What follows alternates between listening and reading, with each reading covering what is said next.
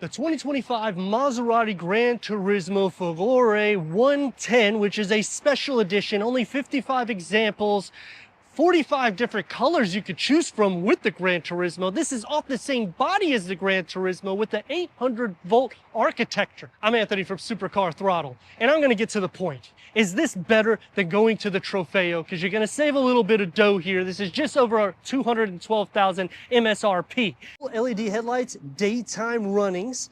The grille is going to keep that same styling as the regular Gran Turismo, so I appreciate that. Even the air pocket here, 3.9 inches of clearance. Now you have a lifter that'll get up to about 4.3 inches of clearance, so be careful with it. You get this glossy black because we have the upgraded color and accents to the vehicle. I like the wide profile stance. You have one electric motor in the front, two electric motors in the rear, giving us an all-wheel drive configuration. Now what's unique about the Folgore, which means lighting, is this is 100% electric and it's on the same frame as the Gran Turismo. So if you are cross-shopping between the two, well, styling elements, this definitely is going to tick the box. Now the anniversary color and the accents is an extra charge. The 3 ports here on the side will illuminate with the blue.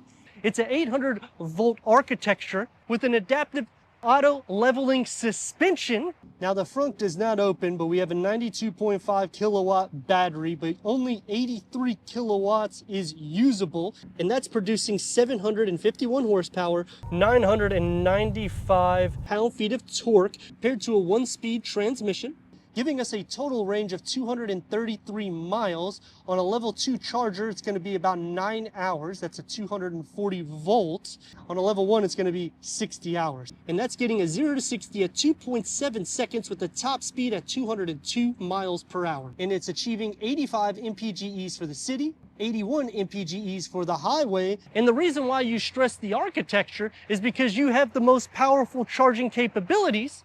270 is good. You could get a 350, which would be a little bit faster, but it's not something that's going to make me change my mind if I'm at this price looking for this particular vehicle. And it's a grand touring car, so the ride is going to be comfortable. It does have a staggered wheel setup, but that's also unique because these are lighter weight tires. This is a 265/35/20 up front with a 295/30/21 out back. Behind the copper brakes, that's going to be 6 pistons in the front, 4 piston in the rear. The measurement is at 380 millimeters or 14.96 inches. The rear is at 360 millimeters at 14.17 inches. So Trofeo or Folgore, the Trofeo is a 3.40 to 60, top speed around 196 miles per hour. So it's literally nearly a second slower than this. And this gets over 200 miles on a top speed. If I was looking to take this on the track, I may take the box to this, but because I know that that's a detuned MC20 engine, which everyone knows that I have a cello, I hate to say it, I would still go for the Trofeo and ask for a huge discount, even though it's $20,000 more than this. I'm just not really ready for the full electric run. If I was, I would take the box to this. It does pay heritage to the 3200 GT with the full LED tail lights. The lower gets the gloss black for that diffuser. Front and rear parking sensors is standard, but you have to take the box to the ADAS to get a 360-degree reverse camera, blind spot monitoring, lane keeping assist, traffic jam assist, and the adaptive cruise control. So just keep these things in mind, because when I went to buy the MC20 cello, it was the same thing. You have to have the ADAS. All of the Maseratis are doing this. You'll just have a reverse camera and you're going to be lacking those features. Let me know which way you would go in the comments. If you're new to the channel, click the subscribe and the like, because all these clicks help with the algorithm so we can bring more performance vehicles like this to the channel. Power liftgate, because we have the comfort package that also adds ventilated seats, going into 9.3 cubic feet of storage. So it's going to be pretty small. You do get a pass-through, so that helps. You also get a 12-volt. Underneath the floor, well, you're not going to have really any storage here either. You have a little storage pocket. And from front to back, I got over 3 feet, which is 38.5 inches. And from side to side, I have over 3 feet at 36.5 inches. And just to show you what you can fit, a couple of boxes, a bag, so it's enough for a weekend trip. And that's what you're going to be doing when you go into this great 751 horsepower, 995 pound-feet of torque. 0 to 60 numbers around 2.6 seconds. I mean, this is literally a supercar for an everyday driving electric variant, as long as you can afford over $200,000. Obviously, you got to throw that disclaimer in. Now, is this better to go here or to the Trofeo? That's what we are really going after, because you're almost a second quicker on a 0 to 60. And I mean, it's a little bit faster on a top speed, but that's something that you're probably not going to be doing anyways, because you see cops everywhere, you're going to go to jail. The drive to this is smooth, and even going into the Trofeo, it's the same thing. Not much of a difference there. This is going to be a little bit heavier, so that does change some of it. A 50-50 weight distribution. I appreciate Maserati going to this extent. Quiet in the cabin, but when I'm in a Maserati, I want to hear exhaust. I'm not hearing nothing. If I push it, you can hear. And that is definitely a problem for me, because Maserati is known for that iconic exhaust note. They really should have implemented it where you're doing that normal. I get it, the sound deadening is very good. It's almost perfect in the sense of a vehicle that's electric. I mean, you got to consider staggered wheel setups. These are large wheels too. Adaptive air suspension. Is it going to feel boaty? That's something that we also have to put into content. But with the Gran Turismo, it doesn't with the ICE. So I would imagine it's going to be the same here.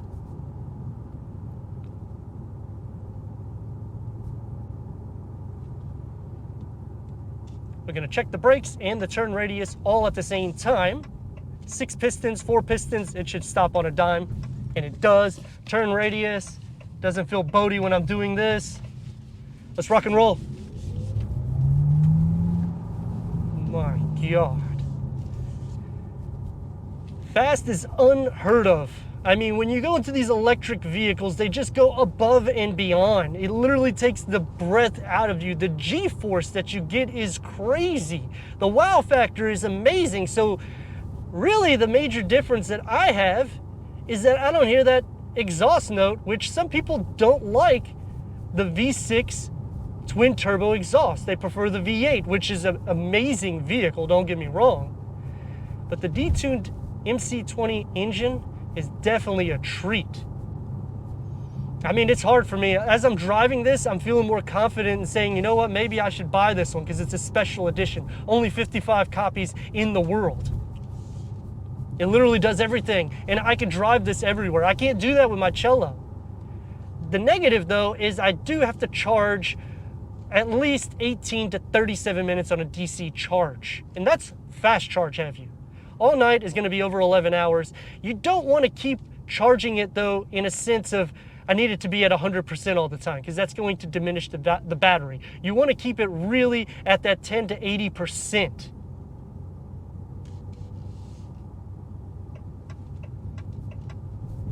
There isn't a lot of feedback in the steering wheel, so that is definitely a con, because I have a lot more so when it goes into an ICE variant.